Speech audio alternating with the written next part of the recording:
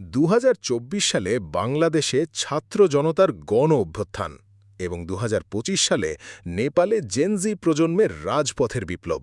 দুটো দেশ, দুটো অভ্যুত্থান, দুটো পুরনো সরকারের পতন এবং দুটো নতুন নেতা ক্ষমতায় এলেন একই বছরে।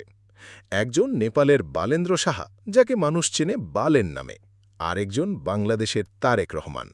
কিন্তু দুজনের পথচলা কতটা আলাদা সেটা আজ আমরা তথ্য দিয়ে, তুলনা দিয়ে বিশ্লেষণ করব। কারণ এটা শুধু দুজন নেতার গল্প না, এটা দুটো জাতির ভাগ্যের গল্প।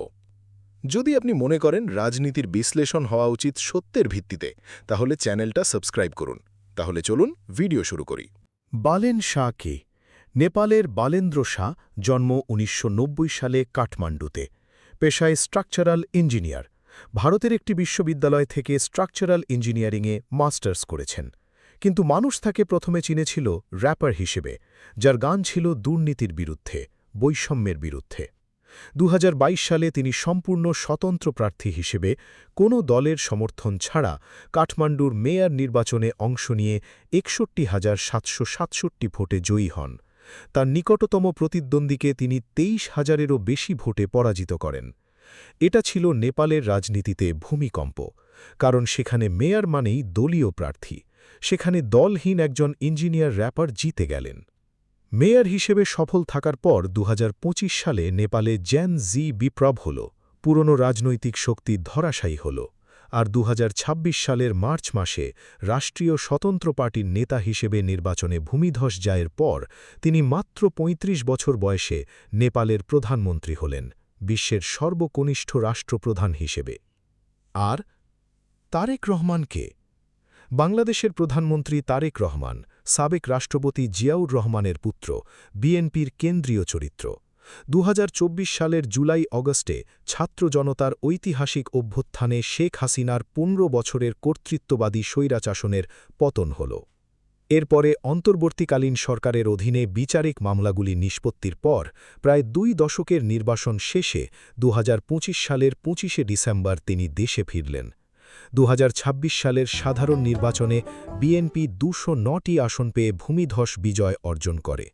তারেক রহমান নিজেই ঢাকা ১৭ ও বগুড়া ৬ দুটো আসন থেকে জয়ী হয়ে ১৭ই ফেব্রুয়ারি ২০২৬ প্রধানমন্ত্রী হিসেবে শপথ নেন।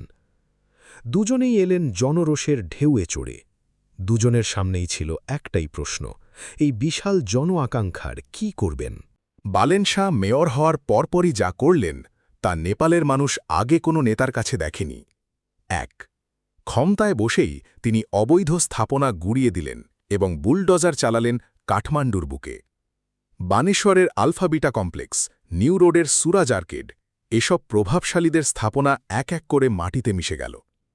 মানুষ অবাক হয়ে দেখল, এই নেতা শুধু কথা বলেন না, কাজও করেন। ২. টুকুচা নদী পুনরুদ্ধার। কাঠমান্ডুর টুকুচা নদী দখলদারদের হাতে মরে গিয়েছিল। বালেন শাহ সেই নদী উদ্ধার করলেন। এটা ছিল শুধু একটা নদীর গল্প না, এটা ছিল রাজধানীর জলপ্রবাহকে বাঁচানোর লড়াই। ৩. ডিজিটাল পারমিট ও লাইভ কাউন্সিল সভা। দুর্নীতির সবচেয়ে বড় আখড়া ছিল বিল্ডিং পারমিট।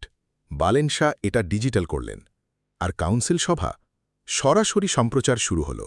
কাঠমান্ডুর যে কোনো মানুষ বসে দেখতে পাবেন তার নির্বাচিত প্রতিনিধিরা কী সিদ্ধান্ত নিচ্ছেন। ৪. শিক্ষা প্রতিষ্ঠানে রাজনৈতিক দল নিষিদ্ধ। এটা ছিল সবচেয়ে সাহসী সিদ্ধান্তগুলোর একটা। তিনি ঘোষণা দিলেন, কাঠমান্ডুর শিক্ষা প্রতিষ্ঠানে জাতীয় রাজনীতির অঙ্গ সংগঠন চলবে না। এবং শুধু ঘোষণাতেই থামলেন না, এটা বাস্তবায়নও করলেন। ৫. বর্জ্য ব্যবস্থাপনা ও ট্রাফিক শৃঙ্খলা। কাঠমান্ডু ছিল আবর্জনার শহর। বালেন শাহ নিজে গিয়ে ময়লা পরিষ্কারের তদারকি করেছেন এবং ট্রাফিক ব্যবস্থায় এনেছেন দৃশ্যমান পরিবর্তন। ৬. সম্পদ তদন্ত ও মন্ত্রী বরখাস্ত। প্রধানমন্ত্রী হওয়ার পর তিনি এক মন্ত্রীকে বরখাস্ত করলেন, কারণ সেই মন্ত্রী ক্ষমতার অপব্যবহার করে তার স্ত্রীকে স্বাস্থ্য বীমা বোর্ডে পুনর্নিয়োগ দিয়েছিলেন।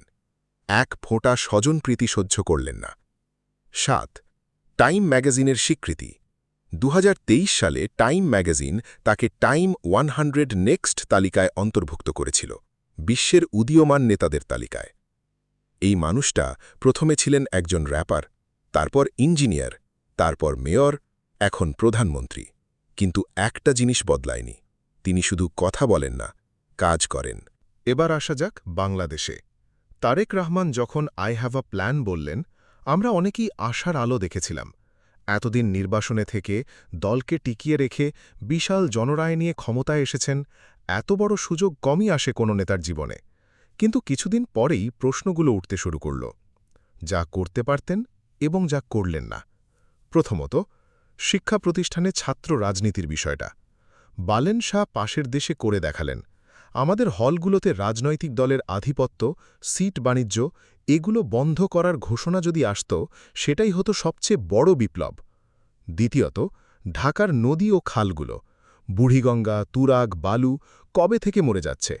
একটা খালও যদি প্রতীকী হিসেবে উদ্ধার করে পরিষ্কার করা হতো, মানুষ বুঝত এই সরকার আলাদা। তৃতীয়ত, ঢাকার গণপরিবহন। একটা কোম্পানির অধীনে সুশৃঙ্খল বাস সার্ভিস চালু করা, এটা অসম্ভব ছিল না। চতুর্থত, প্রাথমিক স্কুলগুলোর মানোন্নয়ন। সরকারি কর্মচারীদের সন্তানদের সেখানে পড়া বাধ্যতামূলক করলে রাতারাতি সরকারি স্কুলের মান বাড়ত। কিন্তু বাস্তবে কি দেখা গেল? বিসিবির বোর্ডে ক্ষমতাসীন বিএনপি দলের নেতামন্ত্রীদের আত্মীয়রা বড় বড় পদ পাচ্ছেন বলে অভিযোগ উঠেছে। বিশ্ববিদ্যালয়ের ভিসি নিয়োগ ও শিক্ষা মন্ত্রণালয়ের গুরুত্বপূর্ণ পদগুলোতে দলীয়করণের অভিযোগ সামনে আসছে। বাংলাদেশ ব্যাংকের গভর্নর নিয়োগ নিয়ে গুরুতর প্রশ্ন উঠেছে, এমনকি ঋণ খেলাপির অভিযোগও আছে। আমি এখানে কোনো দলের পক্ষে বা বিপক্ষে কথা বলছি না, আমি কথা বলছি 18 কোটি মানুষের আকাঙ্ক্ষার পক্ষে। বালেন শাহ তার মন্ত্রীকে সরিয়ে দিলেন, কারণ সেই মন্ত্রী স্ত্রীকে পদ দিয়েছিল। আর আমাদের বাস্তবতা কোথায়? কেন এই তুলনাটা জরুরি? এই তুলনাটা এজন্য করছি না যে নেপাল সবকিছুতে আমাদের চেয়ে এগিয়ে। এই তুলনা এজন্য করছি কারণ দুটো দেশে প্রায় একই রকম গণবিপ্লবের পর দুটো ভিন্ন পথ নেওয়া হয়েছে। বালেন শাহের সামনেও বাধা ছিল। নেপালের প্রধানমন্ত্রী কেপি শর্মা ওলি তাকে বেপরোয়া ছেলে বলেছিলেন। সরকারি আমলারা তার বিরুদ্ধে দাঁড়িয়েছিল, বিরোধীরা প্রতিটা পদক্ষেপে বাধা দিয়েছিল, কিন্তু তিনি থামেননি। তারেক রহমানের সামনেও বাধা আছে। বাংলাদেশের রাজনৈতিক সংস্কৃতির রাতারাতি বদলায় না। প্রশাসনিক জড়তা, গভীর পুরানো দলীয় কাঠামো এসব সত্যিকারের চ্যালেঞ্জ। কিন্তু প্রশ্ন হল, সদিচ্ছাটুকু কি আছে?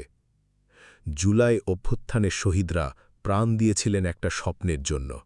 সেই স্বপ্নের দায় কে বহন করবে? ইতিহাস মনে রাখে যারা এই সুযোগ কাজে লাগায়, এবং ইতিহাস মনে রাখে যারা নষ্ট করে। কেন এই তুলনাটা জরুরি?